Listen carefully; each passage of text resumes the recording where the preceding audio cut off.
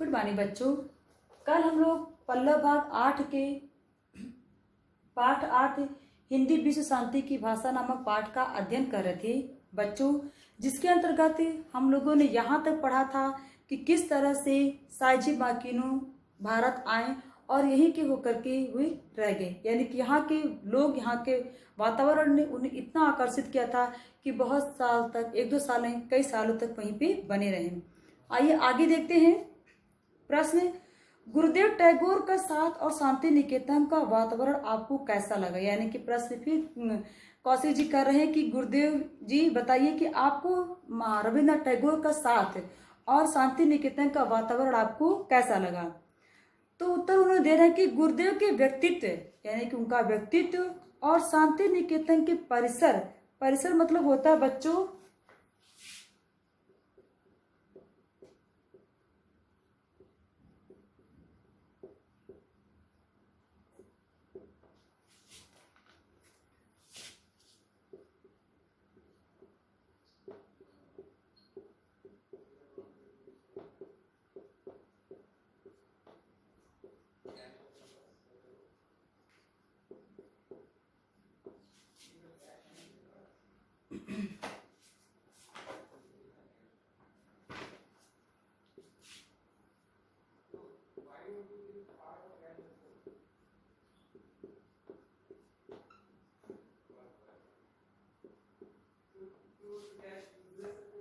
अब यहाँ पे क्या करें कि बोल रहे हैं कि गुरुदेव जी का व्यक्तित्व उसने तो मुझे बहुत ही आकर्षित किया।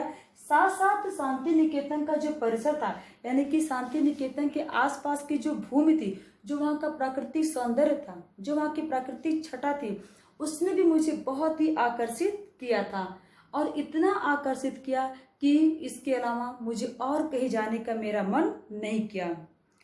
हिंदी भवन के सामने वाले छात्रावास में रहकर केवल पढ़ता था। बोल रहे कि जो हिंदी भवन था, उस भवन के छात्रावास में रह करके मैं सिर्फ पढ़ाई ही करता था, यानी कि केवल पढ़ता रहता था। शांति निकेतन का परिवेश मतलब होता बच्चों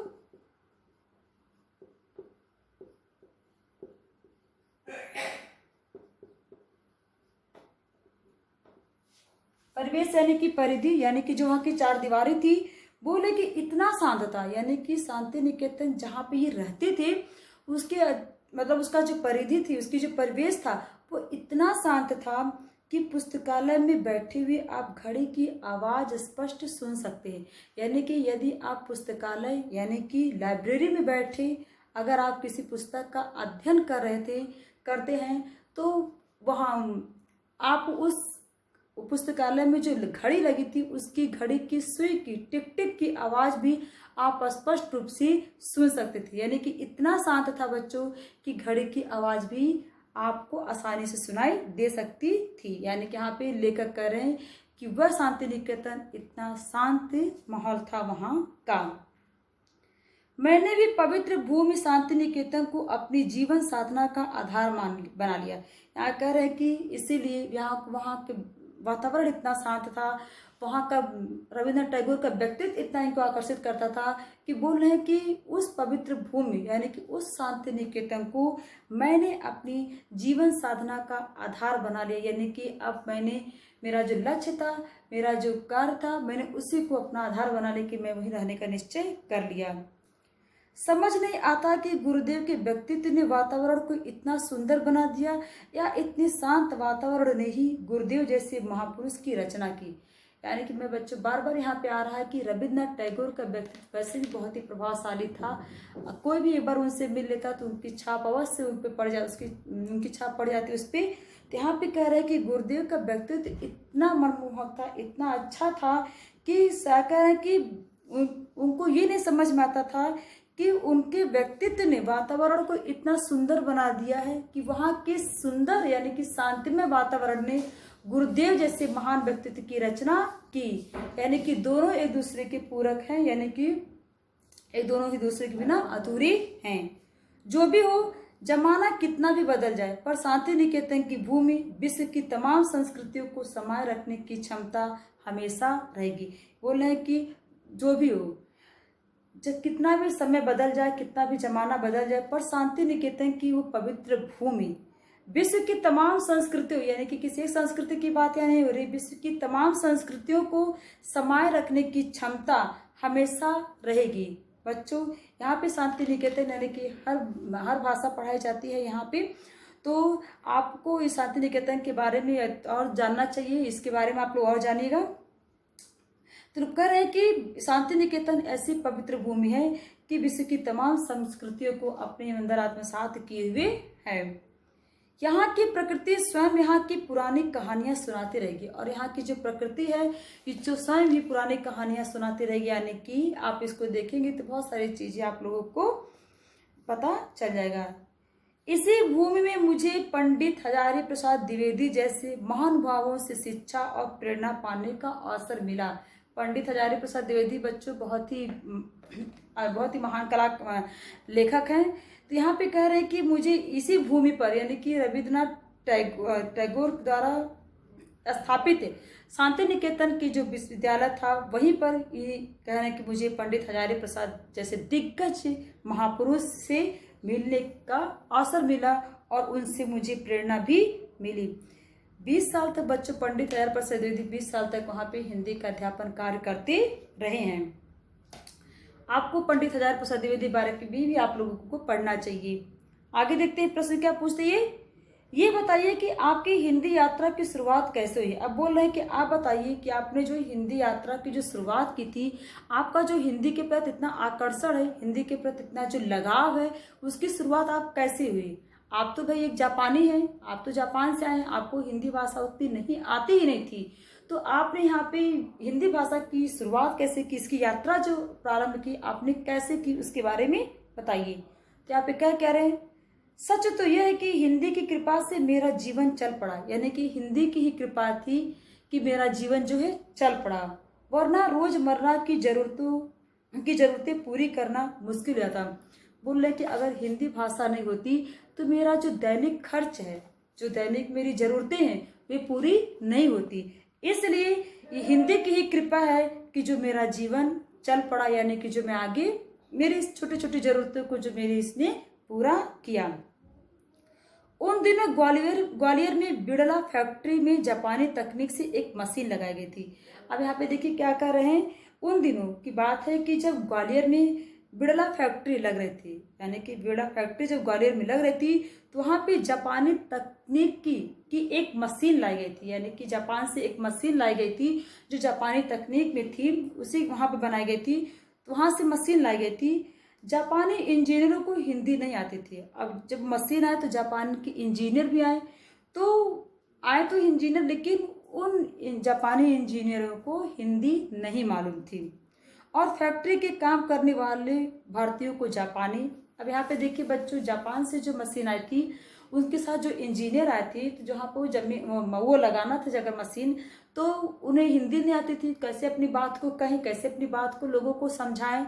और यहाँ के जो भारतीय थे उन्हें जापानी नहीं आती थी, कैसे उनकी भाषा को समझे। अब यहाँ पे समस्या आई कि क्या किया जाए। तो फैक्ट्री में काम करने भारतीयों को जापानी नहीं आती थी। मुझे बुलाया गया और एक दुभाषी के रूप में मैंने 400 रुपये महीने पर काम करना शुरू कर दिया। दुभाषी यानी कि जो दो भाषाओं को जानने वाला होता है, उसे हम कहते हैं दुभाषिया। यानी कि साइजी माकिनो जापानी भाषा तो जानते ही थे, साथ साथ यहाँ पे रह करके, इंडिया में रह करके तो हिंदी भाषा के भी अच्छे जानकार हो गए थे। इसीलिए साइजी माकिनो को दुभाषिया के लिए वहाँ पे नियुक्त किया गया, और इस तरह से वो 400 रुपये महीने पर काम करना उन्होंने शुरू कर दिया था। यानी कि 400 रुपये के मासिक वेतन पर उन्होंने दुभाषी का काम करना शुरू कर दिया। यानी कि जापानी भाषा में बोलते ये उसको समझते और हिंदी भाषा में उस बात को भारतीयों से कहते। इस तरह से दुभाषी का कार्य साइजी माकिनो करने लगे। यहाँ मैंने 4 साल काम किया और हिंदी में बहुत से लेख लिखे जो विभिन्न पत्र पत्रिकाओं में प्रकाशित हुए। बोल रहे हैं कि यहाँ पे मैंने दुभाषी का काम मैंने 4 साल तक किया। कितने साल किया बच्चों? दुभाषी का काम साइजी माकिनो ने 4 साल तक किया और हिंदी में बहुत से लेख लिखे, और इसके साथ साथ उन्होंने हिंदी में बहुत सारे लेख भी लिखे जो विभिन्न पत्र पत्रिकाओं में प्रकाशित हुए। यानी कि 4 साल तक अनवरत कार्य करने के बाद इन्होंने वो इतने हिंदी सीख गए थे कि हिंदी में लेख भी लिखने लगे और ऐसे बहुत सारे लेख लिखे जो विभिन्न पत्र पत्रिकाओं में प्रकाशित होते थे। अगला प्रश्न क्या है, क्या जापानी और हिंदी साहित्य में कोई समानता है? बोले कि बताइए कि क्या जापानी में और हिंदी साहित्य में कोई समानता है? तो उत्तर दे रहे हैं कि दोनों का लोक साहित्य लगभग समान है। बोल रहे हैं कि जो दोनों का लोक साहित्य है, यानी कि वहाँ के लोगों का जो साहित्य, चाहे यहाँ का साहित्य लोक साहित्य चाहे वहाँ का लोक साहित्य, दोनों ही समान है। मणिपुर और राजस्थान की लोक कथाएं जापान की लोक कथाओं जैसी ही है। यानी कि जो मणिपुर की लोक कथा है, जो राजस्थान की लोक कथा है, वह जापान की लोक कथा के जैसी ही है। यानी कि बहुत समानता इन दोनों लोगों की लोक कथाओं में है। इसका कारण है कि जापान की संस्कृति चीन और भारत की मिश्रित संस्कृति है। वो इसका एक वजह बताते हैं कि क्यों इन दोनों यानी कि जापान और भारत की क्यों लोक साहित्य एक समान है। वो इसका बताने का कह रहे हैं कि वो इसलिए कि भारत की संस्कृति और चीन की संस्कृति का मिश्रित रूप जो है जापानी संस्कृति है। मैं भारत को दादा और चीन को पिता मानता हूँ। हिंदी विश्व शांति की भाषा बने और मैं जीवन पर्यंत इससे जुड़ा रहूं, यही मेरी कामना है। बोल रहे हैं कि मैं भारत को दादा मानता हूँ। दादा यानी कि बाबा यानी और चीन को पिता। जापान ऐसे देखिए समझिए, जापान कह रहे कि बेटा है, चीन पिता है और चीन यानी कि पिता का भी पिता यानी कि दादा भारत है। बोल रहे हैं कि इस तरह से इन सारे राष्ट्रों में इस तरह से समानता दिखाई देती है। और मैं चाहता हूं कि हिंदी विश्व शांति की भाषा बने। तो कह रहे हैं कि मेरी सबसे बड़ी इच्छा ये है कि हिंदी विश्व शांति की भाषा बने और मैं जीवन पर्यंत यानी कि आजीवन इससे जुड़ा रहूं, यही मेरी कामना है। जीवन पर्यंत बच्चों यानी कि जीवन भर। बोले कि मैं चाहता हूं कि मैं हिंदी भाषा से, हिंदी राष्ट्र से जुड़ा रहूं और इसकी सेवा करूं।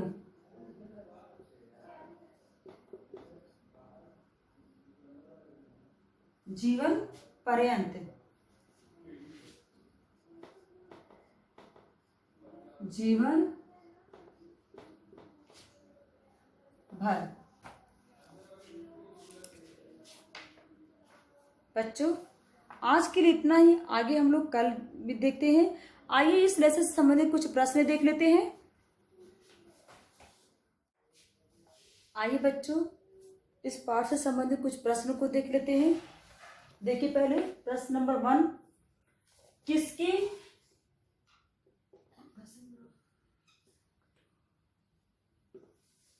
देखिए प्रश्न नंबर 1, किसकी आवाज स्पष्ट रूप से सुनाई देती थी?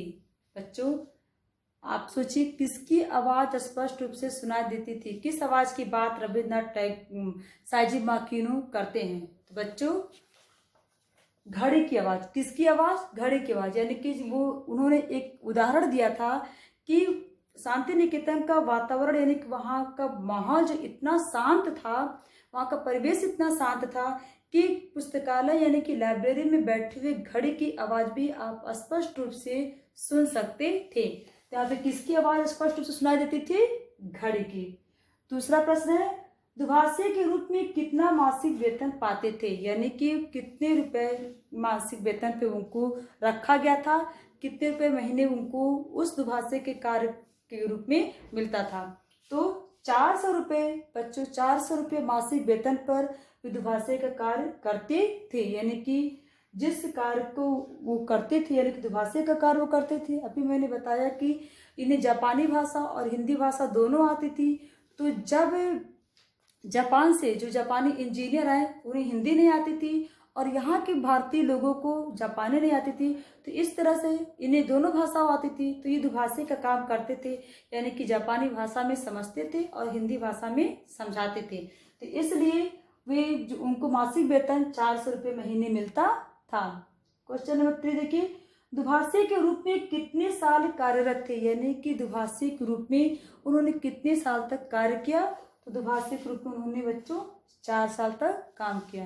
बच्चों आज के लिए इतना ही, आगे हम लोग कल पढ़ेंगे।